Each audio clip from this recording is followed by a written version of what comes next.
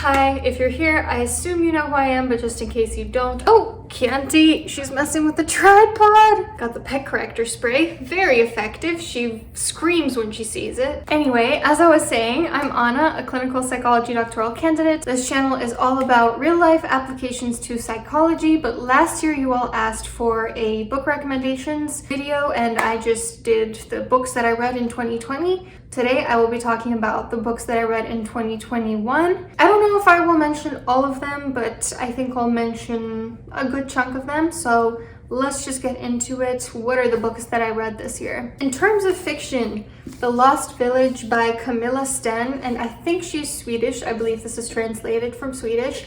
So good, kept me on my toes. I myself was writing a piece of work while I was reading this, and I can really tell that reading this book helped me with my tone and my pacing. They describe it as Blair Witch Project meets Midsommar, and I kind of agree. I do agree that that's a pretty accurate representation about what this book is. It's a little bit on the dark side, a little culty. It goes behind the scenes of a crew trying to record a documentary about a village that just everyone in it disappeared.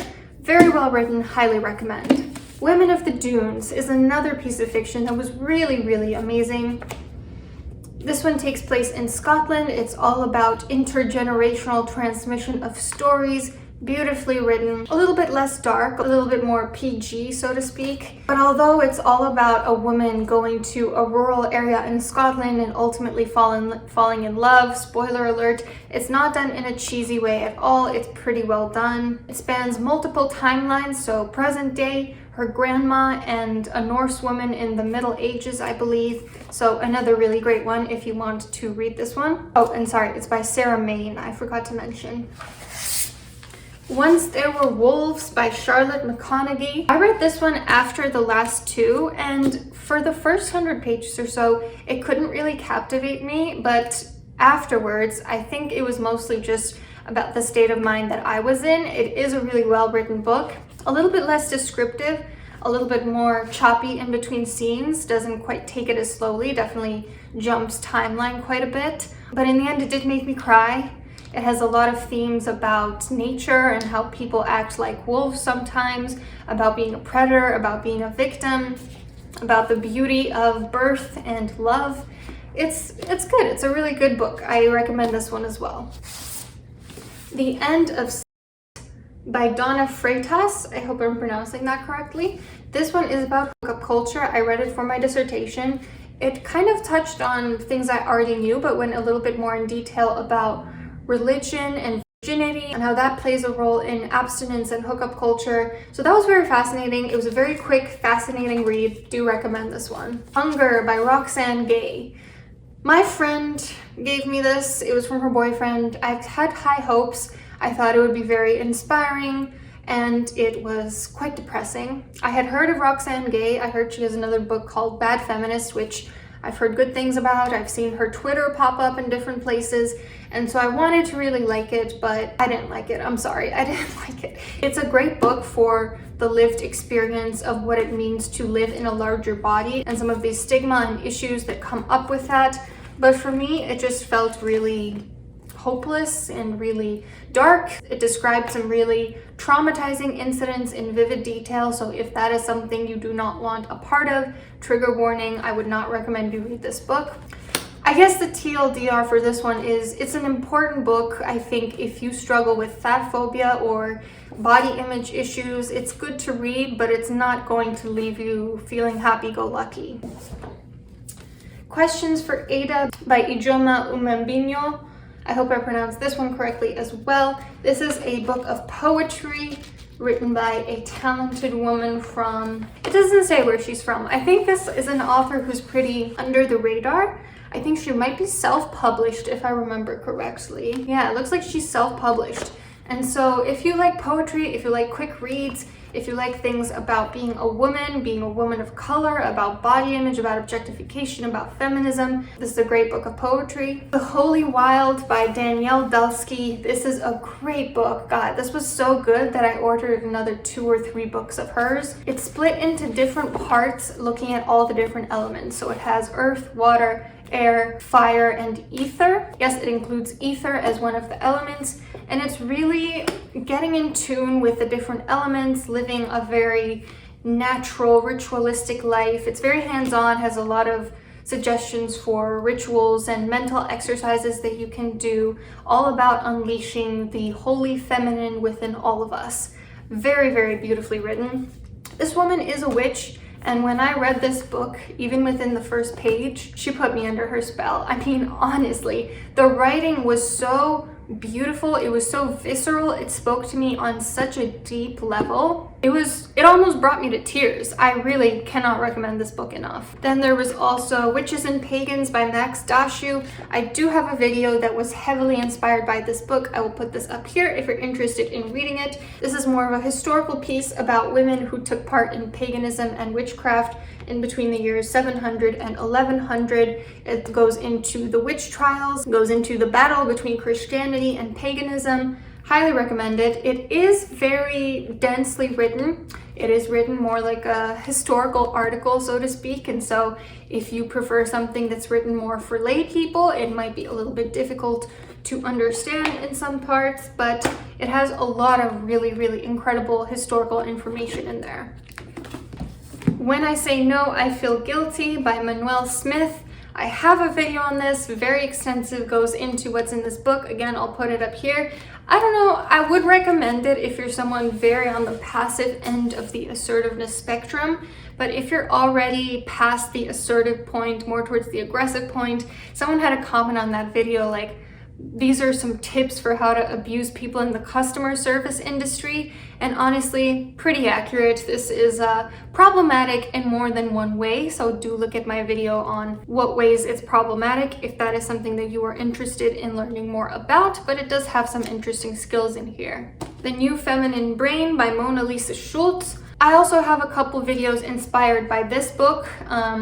I should really start a playlist for all the videos that I have inspired by books. I think I will try to do that by the time this video posts. This is all about the ways that women and men's brains are different. It's interesting. It's all about harnessing your intuition as well. But I will say there are certain parts where it reads a little bit too simplistic. It's all about taking certain herbs and vitamins, which is fine, but to solely rely on those things can definitely be problematic, and for this to be coming from a clinical neuropsychiatrist is sometimes a little bit concerning. Also, although this is an interesting read, it helps learn about the brain and male-female differences, it is important for us to keep in mind that those differences still only comprise about 1% of our minds. And so to focus so much on such a small minority of what our minds do doesn't make a lot of sense, especially if it's used to try to justify why men and women are intrinsically different or why we should do different things. That's not something that I vibe with. It's not something she's arguing for in this book either, but just look out, keep a critical thinking eye on this one. Where the Crawdads Sing by Delia Owens. Beautiful read, coming of age story, beautifully written, has a lot of nature, a lot of plants, a lot of local plants and animals from the southern region in Louisiana, I believe. North Carolina. This is also a bestseller, and so it's all the rage. Apparently it's been promoted by like Reese Witherspoon, I think, and so do recommend this one. Beautifully written, recommend it. The Witch of Portobello by Paulo Coelho.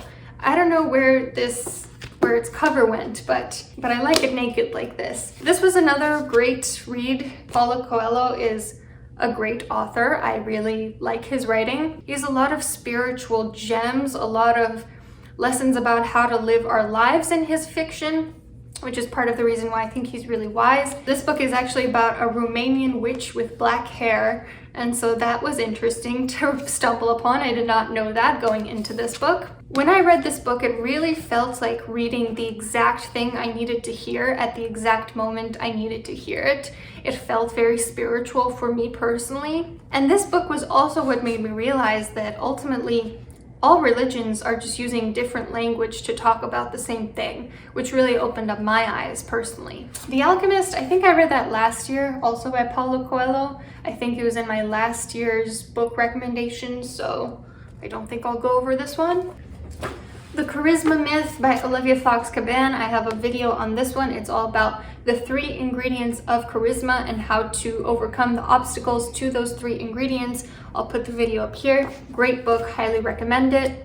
Mexican Gothic by Silvia Moreno Garcia. This was a great work of fiction that took place in Mexico, and it's all about the collective unconscious, how that as a Jungian concept has been used to justify very racist and fascist forms of thinking, which I think is pretty relevant these days if you know certain psychologists who are all about Jungian philosophy and then don't seem too compassionate with minority groups.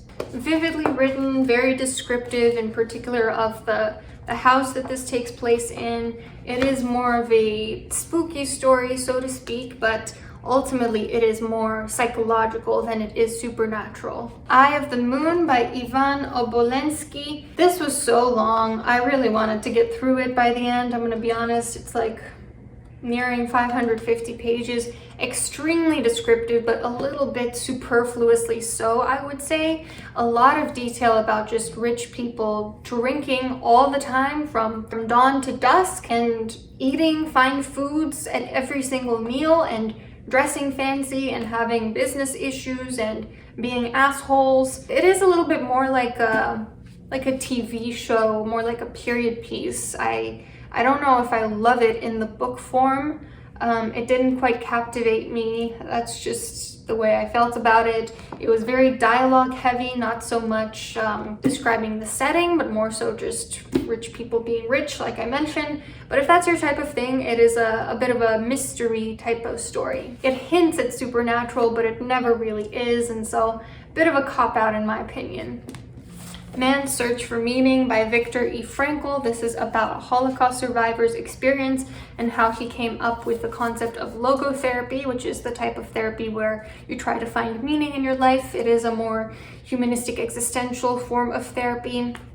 Great book, very grim, goes into dark details. If that is too much for you, again, I don't know if I would pick up this book, but it's just a quick read, really condensed life lessons of someone who's gone through one of the worst horrors that a human being can go through. And so this is a very important book. The Gifts of Imperfection by Brené Brown. You probably know Brené Brown. She's a researcher on shame. She has some TED Talks. This was fine. This was, self-help genre. It was a pretty quick read. It helped me personally because I am absolutely a perfectionist, and so this was interesting to learn a little bit more about the research behind perfectionism and shame and some techniques to come up from that. But if I'm being honest, I don't really remember what was in it. I couldn't really tell you what I took away from it. I should probably check my notes. Yeah, there's no major issues. It's just her personality really shines through in the writing. And so if you're more cut and dry with less of people being quirky, then I don't know if this is the book for you. In Sheep's Clothing by George Simon is all about covert manipulators, the types of personalities, the types of manipulation tactics they use, how to respond to those. As someone who is very well versed in types of manipulators and how to deal with them, I don't know if this was too much really novel information, and this is also a bit old from, I don't know, in the 70s or so, and so it's not terribly advanced if you are someone that already researches this topic. But if this is something that you're interested in and you're more of a novice in this area, then this would be a good book to start. Nice Girls Don't Get the Corner Office by Lois Frankel. I also have a video on this book. Pretty much a lot of the techniques in it were very helpful to me in terms of developing my workplace assertiveness, giving me a new way of thinking about things. But I will mention, from a very individualistic lens, very Western, very capitalist, and so it's a little bit presumptuous at times that we all hold the exact same beliefs and that if we don't, then we're doing something wrong or we're just suckers. and there are some parts where it is a little bit sexist. So check out my video on that. Warrior Goddess Training by Heatherash Amara. I have a video on compassion for self and others that is inspired heavily from this book.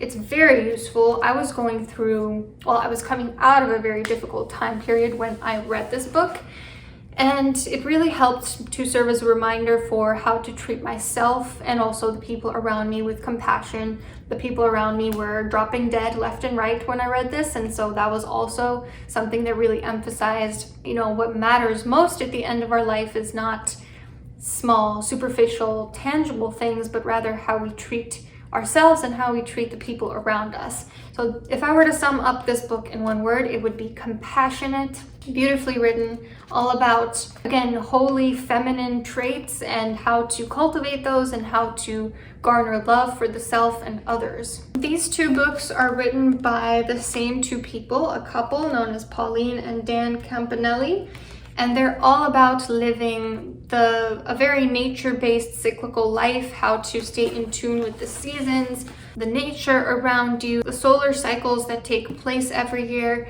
So these were great, beautifully written, very practical, Wheel of the Year and Ancient Ways.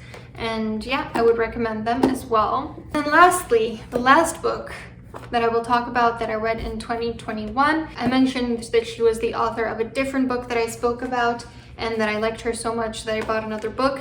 And so whereas the other one was all about staying in tune with the elements, this one is all about staying in tune with cycles, whether they be lunar cycles, menstrual cycles, any sort of cycle that you can think of. This is all about that. Again, more practical, hands-on mental exercises, rituals, but all within just such beautifully, intricately woven sentences that bring to life. You can taste them on your tongue. Such a beautiful writer, incredible, totally inspirational. So yeah, those are the books that I recommend or maybe have some question marks for from 2021. I will try to link the playlist where I compile all the videos I have based on books somewhere on the screen. Hope that is helpful to you, and I hope you have a great day. If you enjoyed this, hit like, hit subscribe. If you have a book recommendation that you want me to read and make a video about, put down in the comments below. I have very many books on my bookshelf still to read. It keeps getting longer and longer, and hopefully one day I'll have the time to get through them. So have a great day.